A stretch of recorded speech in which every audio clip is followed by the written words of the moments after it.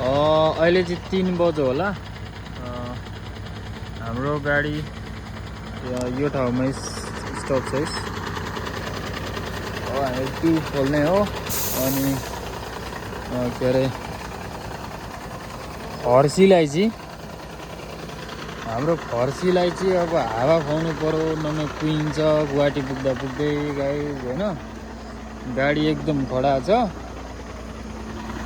अब हामीहरू पनि यहाँनिर अब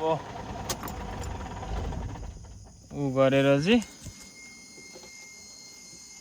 अब हामी पनि यहाँनिर